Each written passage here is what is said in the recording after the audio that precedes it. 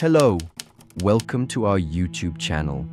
We are thrilled to have you here with yet another exciting video that ventures into the past. If you think the Europeans were the only ones to explore lands other than their homeland, then my friend, you are greatly mistaken. The Indian English history dates far back into history, well past the arrival of the East India Company on the shores of the subcontinent. This is a story about the first Indian traveler who wandered the lands of Europe and an account of his mesmerizing stay in Vilayet, or foreign country, where Etisam Uddin describes his experiences in a land whose culture and traditions were a stark contrast to the ones he was accustomed to growing up in Mughal India. Delve into the mesmerizing tale, where the surroundings alter from land to sea, and gives an interesting account of details on Europe from the eyes of a foreigner. We know we have you captivated, so we won't keep you any longer. Let's dive right into the tale where 10th century Europe awaits you. Some years ago, fate led me to a villa. I wished to share my unusual sea and land experiences, hoping they would be both entertaining and educational. Unfortunately, my lack of literary skill holds me back. In this turbulent year of 1199, with unrest and anarchy causing anxiety and distress, I find myself frequently upset, almost to the point of losing reason. Only because my friends urged me, I've picked up a pen and paper to record my impressions of the visit. This account of a few peculiar incidents is the only mark I can leave on the pages of time to be remembered by. In January 1766, I finished my preparations and entrusted myself to Allah's mercy, ready to board Monsieur Corville's ship at Hitchley Harbour. As the ship set sail, only Allah could understand the depth of my sorrow, leaving behind my homeland and family, feeling like a small egg adrift in the vast sea. I heard a tale about a fearing king attempting to measure the sea's depth. They dropped a rope at a day's journey from the shore, but it vanished for millions of yards without reaching the bottom. Some Indians, lacking first-hand sea knowledge, believe that Alexander the Great explored and measured all the world's seas. The belief that the sea has no bottom is completely wrong and cannot be true. Our ship anchored a few miles from the shore at the French port of Nantes. A signal from one of our guns prompted a pilot boat to guide us to the French East India Company's wharf. This process took about 2 hours. Once we docked, vendors rushed to the ship with fresh fruits, bread, cheese, biscuits, and butter. The sailors, who hadn't enjoyed such fresh food for 6 months, happily indulged and were delighted to be back in their homeland. I could sympathize with their emotions. What surprised me was that many lower-class individuals in France were so poor that they couldn't afford shoes and had to wear wooden sandals instead.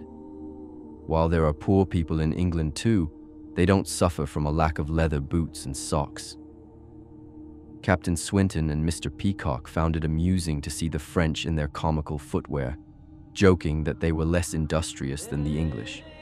The two went off to find lodgings in the town, while I remained on board for a few more days, gaining insights into the people, laws, and customs of the region. Houses in the countryside are constructed with stone slabs and have terracotta tile roofs, since bamboo doesn't grow there. The roof's scaffolding is made of wood. The less affluent people primarily consume broth and barley bread, while their clothing is often made from coarse wool or hemp fabric, from which ropes are also crafted. Paris, the capital of France, is situated several hundred miles away from both Calais and Nantes. People, both French and foreigners, speak highly of the city's buildings and gardens. Paris excels in artistic innovations, scientific progress, and technological advancements. The residents are known for their polished manners, cultivated nature, eloquence, and wit, surpassing all other cities in the world. The French claim credit for teaching music and horsemanship to the English. Wealthy English parents send their children to French schools to refine their manners and taste. According to the French, the current excellence of English in arts, sciences, trade, and industry is a result of French education. However, the French acknowledge that the English have always been exceptional soldiers. I soon noticed that the French often come across as conceited, always trying to showcase their superiority and unfairly diminishing other nations. Shifting to London, I must express my admiration. It is unmatched in size and beauty worldwide, and I find it challenging to adequately describe, much like Calcutta. London sits along a river that flows into the sea. The distance from London to the sea is approximately equal to the distance between Calcutta and Holi, about a 3-day journey. Seagoing ships navigate up the river and anchor at the city Ghat, which is around 4 miles from the Royal Palace and in front of the East India Company headquarters. The city serves as London's commercial hub, hosting the businesses of merchants and tradesmen. Close to the city is the historic fortress called the Tower, constructed from robust black stone. London has numerous brick buildings, but relatively few are made of stone. Notably, churches, both old and new, are primarily constructed from stone. Among them, St. Paul's Cathedral is particularly impressive, with a design and construction that defy description and must be witnessed to be fully appreciated. The lower half of the cathedral is cruciform in design, while the upper half features a large cupola made of stained glass, similar to what is used to roof Harmons. At the base of the cupola, there is a circular gallery accessible by an exterior staircase. As we climbed up, Captain Swinton went around to the eastern side. He quietly asked me, "Munchie, what are you doing?" Even though we were 40 cubits apart, I heard him. I responded in the same hushed tone, "I am observing the sights." He also heard me clearly. This is possible because the air trapped within the dome serves as an excellent medium for transmitting sound.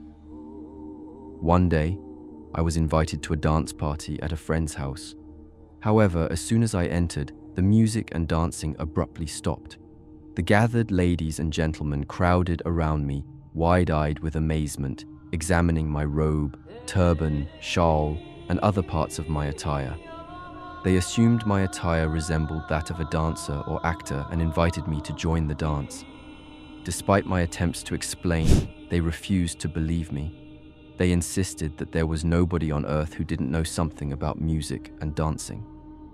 An English gentleman suggested that, being newly arrived in England, I might be feeling shy to dance with ladies of another race.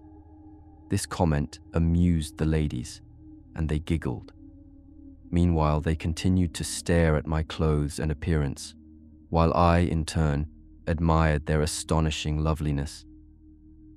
After enduring the hardships of the voyage, the beautiful sights of London lifted my spirits.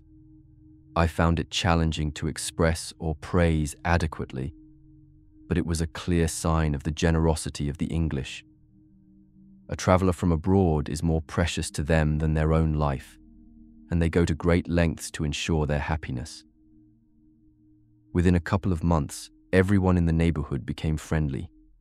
The fear some had initially felt completely disappeared, and they now joked and teased me.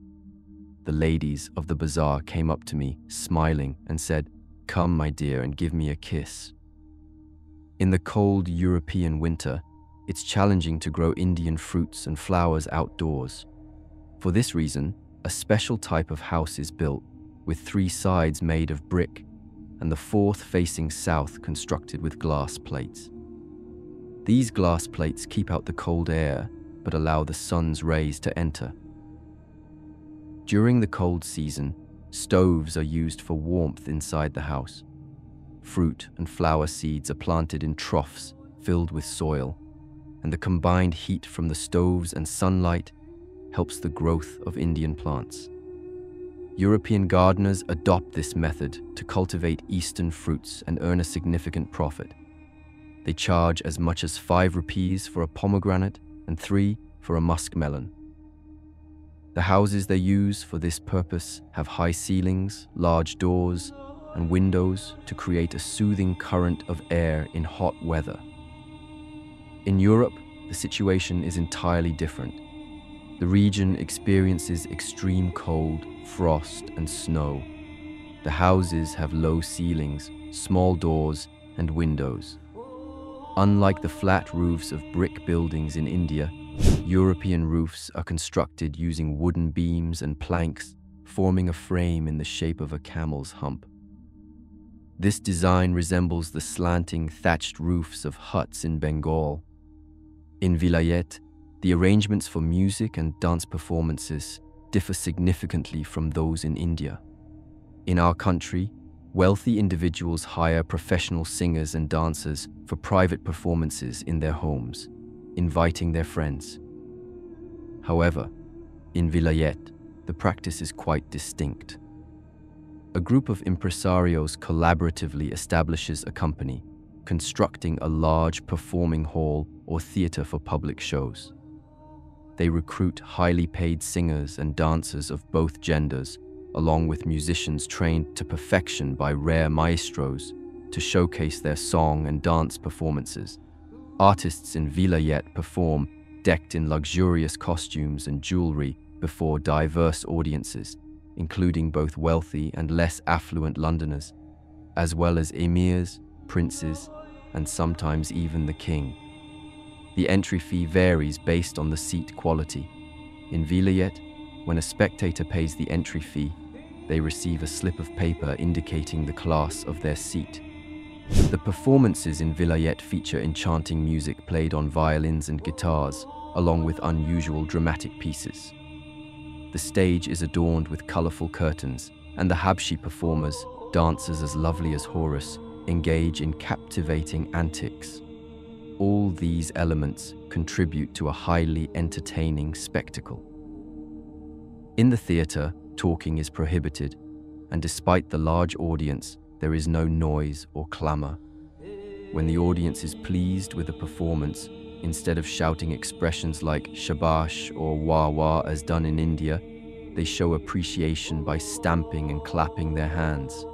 I discovered that there is a coastal region in France where the inhabitants exhibit slight variations in customs and manners compared to other Frenchmen. A determined and influential king from this coastal region launched a massive attack on England with a formidable army. He successfully conquered the small English kingdoms and unified them with Ireland, forming a vast empire. This king, known for his justice and impartiality, earned the admiration and support of both English commoners and noblemen. He actively engaged with his English subjects, adopting their customs and manners. The English considered themselves fortunate to have such a fair and powerful king. Captain Swinton and I departed from Oxford for Scotland during the winter season. It was my first encounter with snow, resembling the powder Hindus use during their holy festival, but in this case, it was a dazzling white. Snow descends from the sky like dust carried by the wind, covering the ground. In the grip of severe cold, hills, houses, trees, bushes, rivers, and lakes become coated with snow, resembling molten wax. As the temperature drops further, the water in rivers, lakes, and canals solidifies into firm ice, presenting a smooth white surface akin to marble or a sheet of crystal. In such conditions, the ice may reach a depth of 5 or 10 cubits, allowing pedestrians, horsemen, carriages, loaded wagons, and even elephants to traverse easily. At times, snowfall can be so substantial that streets and alleys are submerged knee-deep overnight. Consequently, in the morning, homeowners must deploy their servants equipped with spades and shovels to clear a path in front of their doors. When an overwhelming snowfall blankets roads, ditches, and fields, resembling a sheet of white glass, the road may become indistinguishable, leading carriages, horses, and loaded wagons to inadvertently plunge into deep pits, resulting in fatalities.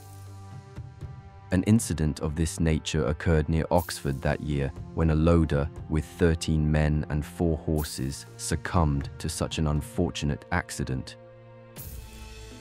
During our journey, I marveled at people traversing the ice in a remarkable manner, achieving speeds of up to 20 miles an hour. Although I had heard tales of this mode of travel from sahibs in India, it seemed so extraordinary that I couldn't initially believe them.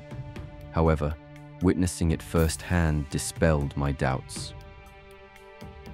The method these people employ for ice travel involves wooden soles, similar to the wooden slippers, kadam, of India. In the middle of the wood, a piece of polished steel, 1 span in length and half a finger's breadth, is firmly attached. This contraption is secured tightly to the foot with leather straps. When a person stands up, the piece of steel lies flat upon the ice. If the foot slips or bends to one side, the person will fall. Mastering the art of standing and gliding in these shoes takes some practice, and the individuals move gracefully in their white robes. The Europeans seemed like angels who had descended to earth, moving about gracefully. After a brief period, we reached Scotland, situated directly north of England. The country is categorized into lowlands and highlands, with the latter comprising the elevated north, characterized by mountains and forests. As a result, Scotland has a relatively sparse population, with fewer towns and cities compared to England. The Scots are known for their abstemious, hard-working, and courageous nature, and they perceive themselves as superior to the English, whom they describe as gluttonous and cowardly. Conversely, the English view themselves as superior in terms of wealth and education, looking down upon the Scots as poor and unintelligent. Despite sharing the English language, there are a few differences in terms between the two countries. The Highlanders dress in a jacket and cap, omitting breeches and boots. The lower part of their body is clad in a kilt, leaving the knee exposed, and cotton stockings are worn on the legs. In Edinburgh, we stayed at Captain Swinton's father's house. Captain Swinton presented me to his parents, who were both around 80 years old. They had 5 children, 3 sons, the eldest named John, and 2 grown-up daughters, both unmarried.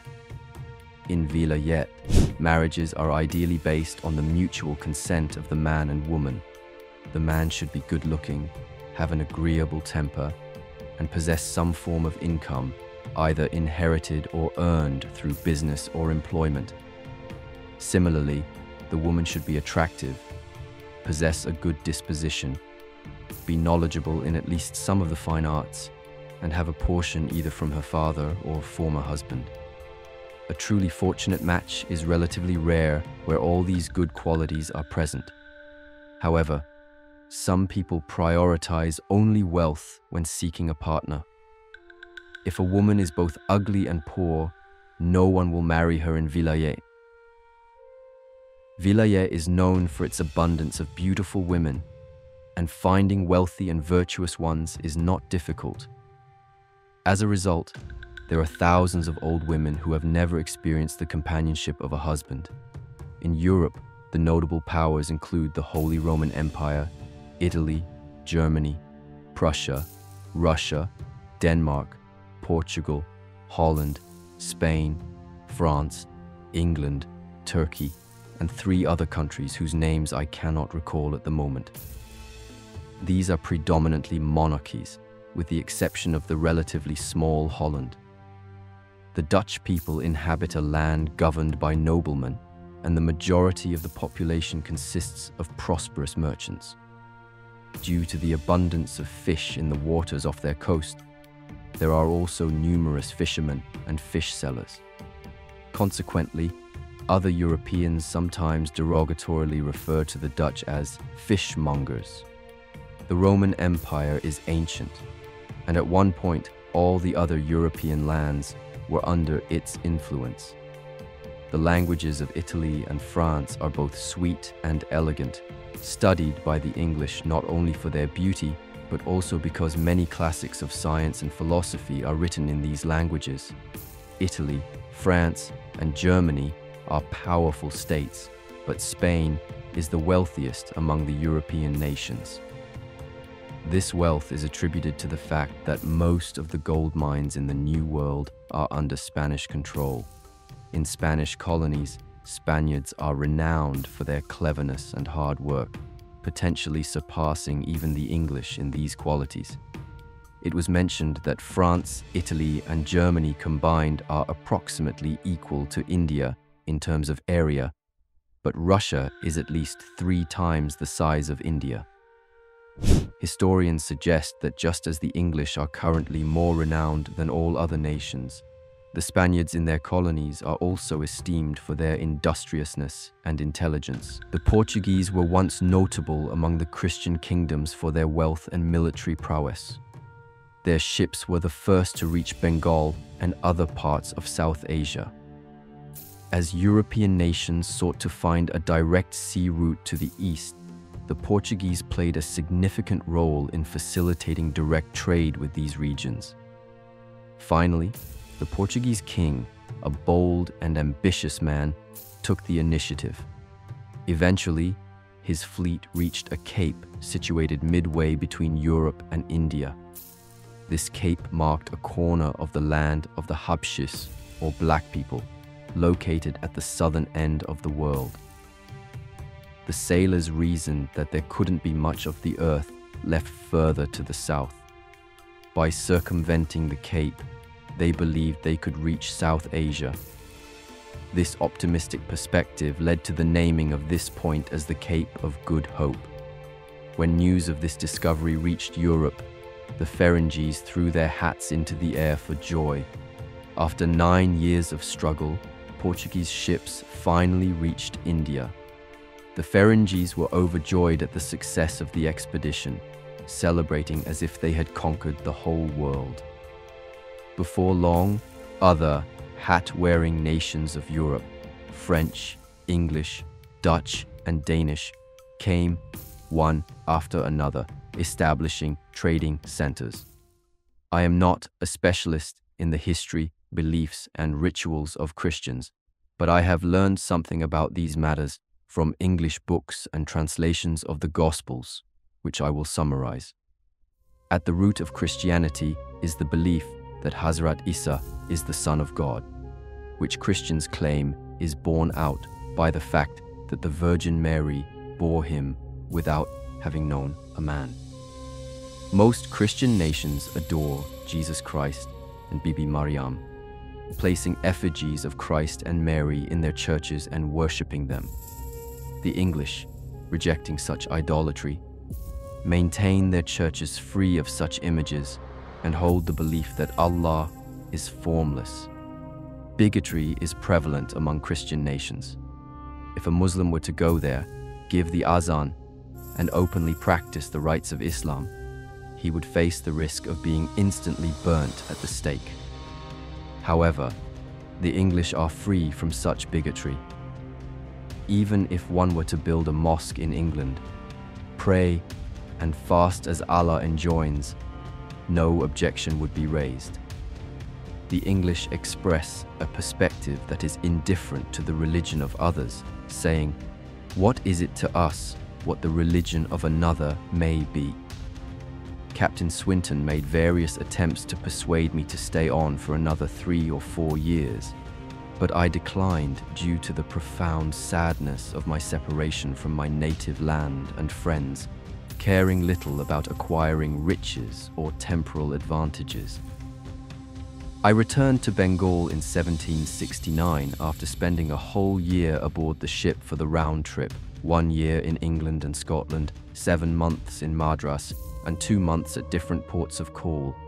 The entire journey took 2 years and 9 months. Conclude, yeah, you are right. It's a great history of Emar. Itisam ud din. So, Itisam ud din. Extensive journey spanning England, France, and Scotland offers a rich tapestry of cultural observations and personal reflections. Through vivid descriptions, the narrative unveils the stark differences in societal norms, economic conditions, and daily life across regions. London stands out as a majestic city, showcasing its architectural marvels and cultural diversity. Social interactions in foreign lands, such as attending a dance party, provide a lens into the Itisam-ud-Din experiences. The challenges of adapting to European winters and the unique methods of cultivating Indian plants add layers to the narrative. As the journey unfolds, it becomes a tale not just of physical exploration, but also of the Itisam-ud-Din evolving perceptions, highlighting the warmth and openness of the English people. This chronicle, while offering glimpses into the Itisam-ud-Din personal encounters, serves as a valuable historical and cultural document capturing the nuances of the late 18th century European landscape. Early life and ancestry, Syed Muhammad. Itisam-ud-Din was born in 1730 to Sheikh Syed Tajuddin at the local Kazipara Masjid near his village. He belonged to a Bengali Muslim family of Syeds from the village of Panchnur. They had been respected family who had been sheikhs near the town of Chakdaha within Nadia district in the Mughal Empire's Bengal Subah. The contemporary Bengali historian Shabnam Begum equates his grandfather, Sheikh Syed Shahab-ud-Din, to Shihabuddin Talish, author of the Fathiya-i-Ibriya, an account of Mir Jumla's invasion of Assam. Education. Itisam-ud-Din came from a privileged background, in which he was well educated and fluent in the Arabic, Bengali, Hindustani, and Persian languages. His elder brother was a mufti and advisor to the Nawab of Bengal, Alivardi Khan. Munshi Salimullah and Mirza Muhammad Qasim, who worked under Mir Jafar, trained Itisam to also become a munshi and taught him the Persian language. Career. He began his career as a munshi to Mir Jafar in Murshidabad. On the accession of Mir Qasim, he entered the service of the British East India Company's Major Martin York and Major Mark, and took part in a campaign against Raja Asad-uz-Zaman Khan of Birbhum. After the battle, Emperor Shah Alam II recognized his efforts during a visit to Azimabad. Later, Itisam served under Captain Makinon as paymaster for an orphanage. He fought alongside Makinon and the company against Mir Qasim in 1763 during the Battle of Giria and the Battle of Udwa Nala. Bardet also made Itisam the Tehsildar of Kutubpur. He was the first Western-educated Indian to travel to Europe and live in Britain was Itisam-ud-Din, a Bengali Muslim cleric, munshi and diplomat to the Mughal Empire, who arrived in 1765 with his servant Muhammad Mukim during the reign of King George III. Return to Asia. He returned to Bengal after a 3-year absence due to food problems. He was later employed by the British East India Company in negotiations with the Maratha Empire. He traveled with John Hamilton to Pune and drew up treaties and settled peace. Locals gave Itisam-ud-Din the nickname of Bilayat Munshi due to him being the first to travel to what was known as the Vilayet. In 1785, he published the Shigurf-nama-i Wilayat, or Wonder Book of England, in the Persian language, detailing his travels. He was the first educated South Asian to visit England and describe the journey. The work has been translated into English, Hindustani, and Bengali. Written works: Treaty of Allahabad Shigurf-nama-i Vilayat, Excellent Intelligence Concerning Europe. The Wonders of Vilayet, being the memoir, originally in Persian, of a visit to France and Britain by Mirza Sheikh Itisam-ud-Din, an 18th century Indian gentleman. Shigurf-nama-i Vilayat, or Excellent Intelligence Concerning Europe, being the travels of Mirza Itesa Modain in Great Britain and France. Nasab-nama, family tree of Itisam-ud-Din. Share your valuable thoughts in the comment section below. And don't forget to share this video with your friends and family who would love to know more about the life of the first Indian traveler to Europe. and his experiences in the great continent. If you liked our content, smash the like button and hit the subscribe button to get a daily dose of such interesting stories of real-life people.